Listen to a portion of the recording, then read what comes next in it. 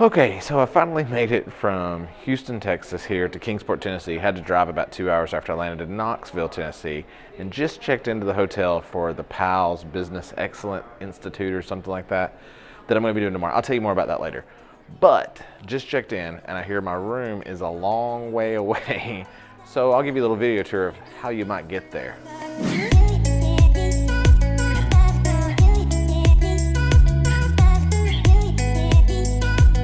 I've been in a lot of hotels in my life. That's probably one of the longest rooms from the check-in counter that I've ever had.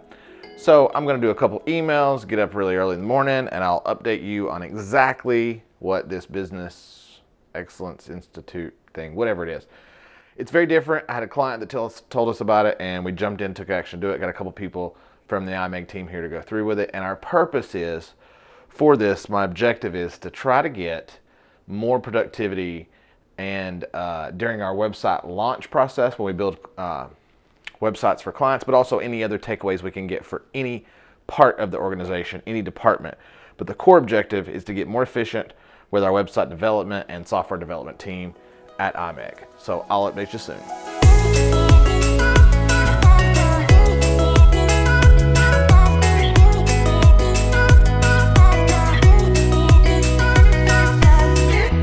PALS, if you're not familiar, from the East Tennessee area, is basically a fast food restaurant they call sudden service restaurant. And by the way, you may see a cat walk around here. It's Meg, the office cat. She's kind of excited to see me because I just got back. But I want to explain, like, what in the heck does a burger joint have to do, or fast food restaurant have to do with what I do with marketing and human behavior and those kind of things? So, as you know, just a couple weeks ago, I went to the, or you may or may not know if you haven't watched previous videos, is that I was at a buyer exit business with Keith Cunningham, huge mentor of mine. If you don't know about him, Keith J. Cunningham, Google him, he's written a ton of books. Love him for business and finance. Then I went to Houston for 5 days, 62 plus hours, 14 hours a day of training with John DeMartini, another mentor of human behavior psychology, those kind of things, where we dug into 100,000 years of cosmology and cosmogony, which really does, if you study it all, have a lot to do with human behavior as well. So with that said, which there's a video also on that on the channel if you want to watch it, where I tie that in. But this is like, so you went from real business and finance to cosmogony and cosmology to going to training at a fast food place. What's up with that? So one thing that they're known for is they won the Baldrige Performance Excellence Award. I may have jacked that up, but it's an award given to one business every year by the President of the United States. They won that one year. They're the second company, the second restaurant to ever win that because of their systems and processes. To give you a little data, 1 in 35 orders, I think, they said, of people that go through McDonald's restaurant has an error with their order. They are at 1 in 3,600.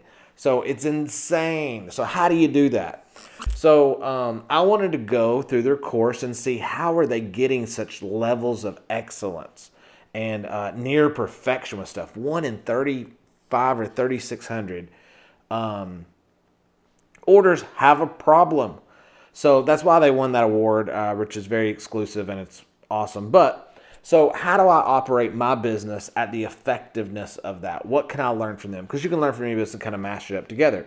So a couple of things I want to give a highlight is that one, they do a values-based hiring process, which we do at the companies I have too. It's all based on, we have a piece of software we built that analyzes your values, where you spend your time, money, and energy. That's where your values are. We put them in a hierarchical form and make sure that you fit that job. So we have a values that the job requires, and then does your values match that? So that wasn't anything new, but glad to see we're doing that right. Then the next part was, is that just, I do this sometimes in meetings where you'll say, all right, everybody raise your hand. Everybody raises their hand. They'll say, all right, raise your hand a little bit higher. They'll raise their hand. I say, now just a little bit higher, and you'll stretch. And then that's just to bring awareness that you can always do a little bit more. So one thing that they said that I'd never heard, and I actually like this, was that amateurs train until they get it right, and professionals train until they can't get it wrong. And I was like, man, that's the nugget to take home. Once again, took 3 or 4 pages of note. It was a 2-day course.